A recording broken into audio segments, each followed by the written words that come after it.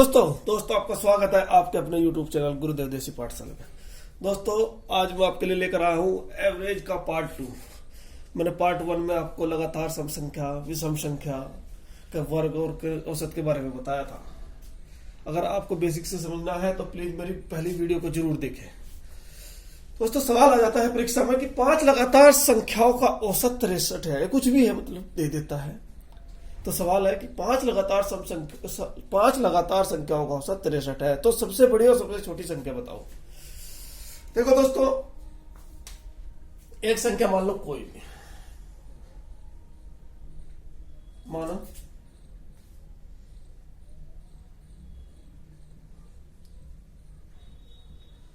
सबसे छोटी संख्या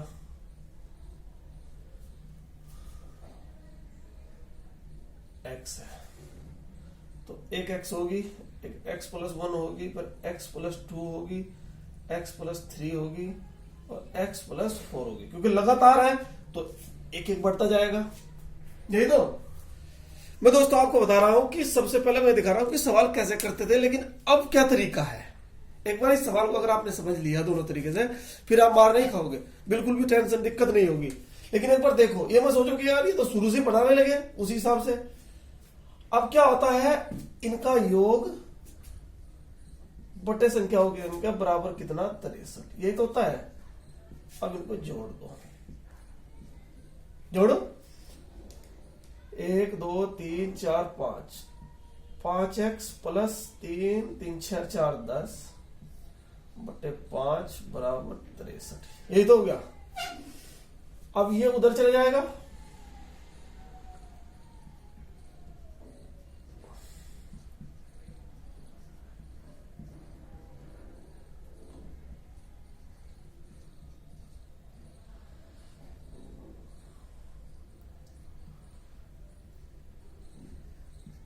ये हो गया भाई। ये तो सीधा सा हिसाब है, इसमें तो कुछ करना ही नहीं है। तो अब क्या करेंगे,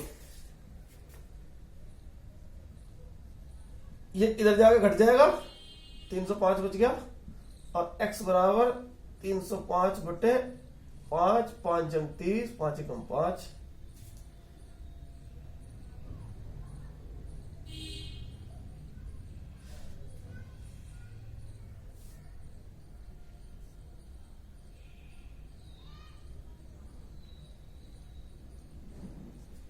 आ गया।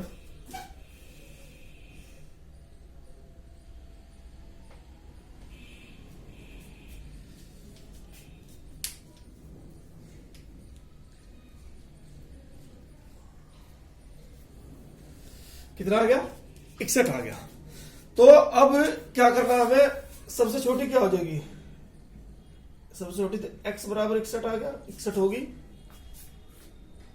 और दूसरा सबसे बड़ी क्या हो जाएगी, 61 प्लस 4 बराबर 65 हो जाएगी। यही तो हो जाएगी, 61 प्लस 4 बराबर 65 हो जाएगी। देखो अब आप एक चीज देख रहे हो कि यार ये तो हमें पता है, कितना बड़ा सवाल कर दिया, कितना वो हो गया, इस सवाल से हमें क्या फर्क वो होगा। ये था वो तरीका जिसमें हम मतलब निकालते थे। देखो एक बार इसको समझो। मान लिया कोई ये दे दिया कि 5 लगातार संख्याओं का औसत 63 है, तो सबसे बड़ी सबसे छोटी संख्या बताओ। तो मान लिया कि एक सबसे छोटी संख्या x है, तो x फिर x plus 1, x plus 2, x plus 3, x plus 4, ये हो गया।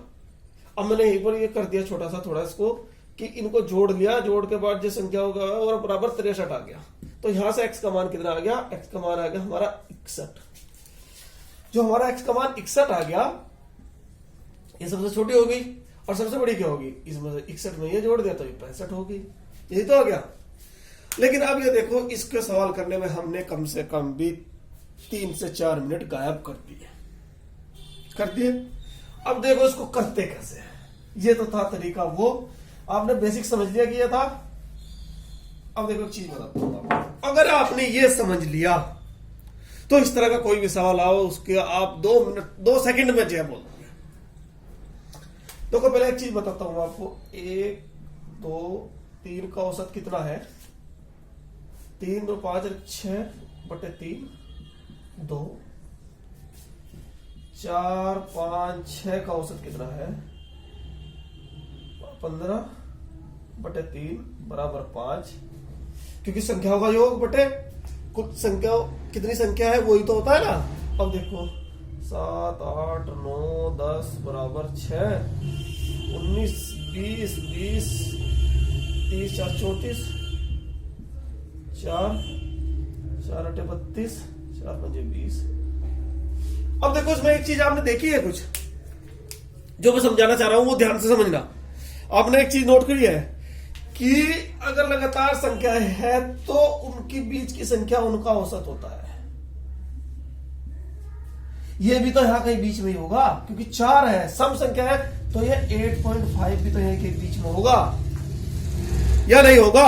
अगर 8.5 भी है तो बीच में होगा। ये बात समझ गए? तो मैं यही तो बताना चाह रहा हूं। अब देखो सवाल को, अब देखो क्या बात है। देखो सवाल हमने कितना कर था। अब ये जो 63 है ये औसती तो है, ये बीच में है, 5 संख्या है। एक 62 ले लो, एक 61 ले लो, एक 64 ले लो और एक 65 ले लो। अब बताओ उस सवाल को करने में हमने 4 मिनट कम से कम लगी, लेकिन यहां पर हमें इसको करने में 4 सेकंड भी नहीं लगी। देखो भाई लगातार संख्याओं का अगर है तो वो बीच में ही कहीं होगा, तो 63 आ गया। अब इसमें से चाहे वो छोटी पूछे या बड़ी पूछे या सबका योग पूछे या 2 की गुणा पूछे या दोनों को योग पूछे, कुछ भी पूछे, अब आप इसमें से निकाल सकते हो।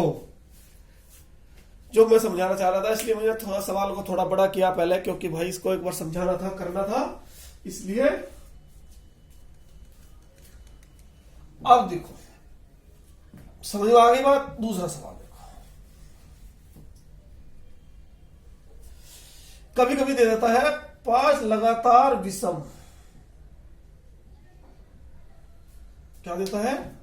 5 लगातार विषम भी देता है, सम भी देता है।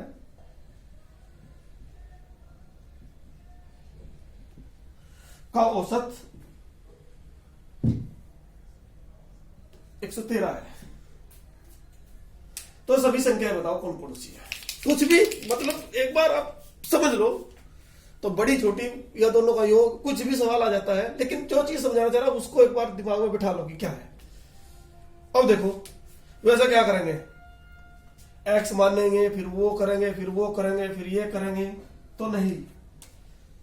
113 है, मैंने अभी समझाया है।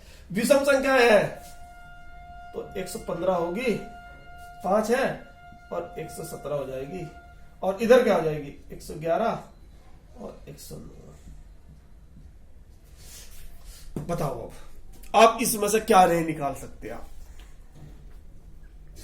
इसमें से अब आप क्या नहीं निकाल सकते? बड़ी छोटी पूछे तो ये रही, बड़ी पूछे ये रही, दोनों का जोड़ पूछे तो जोड़ दो, दोनों की गुणा पूछे तो गुणा कर दो, है। दूसरी सबसे छोटी संख्या कौन सी है? ये रही। दूसरी सबसे बड़ी संख्या क्या है? ये रही। मतलब अगर हमारे पास ये सीरीज बन गई तो हम कुछ भी निकाल सकते हैं। देखो दोस्तों एक सवाल और बताता हूं मैं आपको इसी टाइप का, जो अक्सर पेपर में आ जाता है।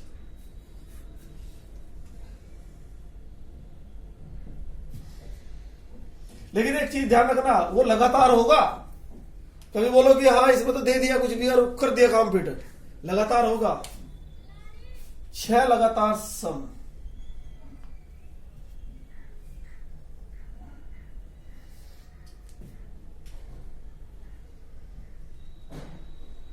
दो 207 है। अब देखो लगातार ये है क्या? सम संख्या होगा, और ये क्या है? ये औसत विषम दे दिया। क्या दे दिया? औसत विषम दे दिया। सबसे पहले हमने क्या पता है? बीच में होगा कहीं। लेकिन बच्चों एक चीज ध्यान रखना, ये जो है ये कहीं बीच में तो है। समझ में आई बात आपकी? अब ये बीच में है तो क्या होगा? ये 208 और 206 के बीच में यही तो होगा। अब संख्या ले लो, 204 हो गई, 202 हो गई, 210 और 212।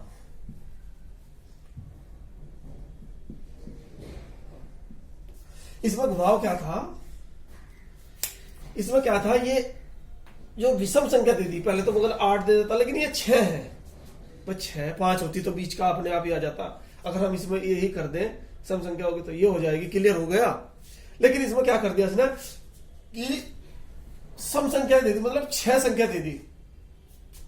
अब 6 संख्या दे दी तो भाई, और वो भी सम दे दी, विषम होती तो तब भी कुछ सोचते, लेकिन अब इनके बीच में ही तो है कोई वो, बस 3 और 3 के बीच में यही तो यहाँ बैठा है, तो यहां से एक इससे ज्यादा सम संख्या जोड़ ले, ये आ गया। अब हमारी संख्या क्या बन गई, हमारी संख्या बन गई ये, और इनमें से अब आप मेरे को बताओ कि क्या नहीं निकाल सकते आप? छोटी नहीं निकाल सकते, बड़ी नहीं निकाल सकते, क्या नहीं निकाल सकते? तो दोस्तों, अगर आपको मेरी वीडियो पसंद आई है तो लाइक करें, शेयर करें, सब्सक्राइब करें। और कल मैं आपके लिए एक और इसमें सवाल आ जाते हैं लेकर आऊंगा एवरेज के।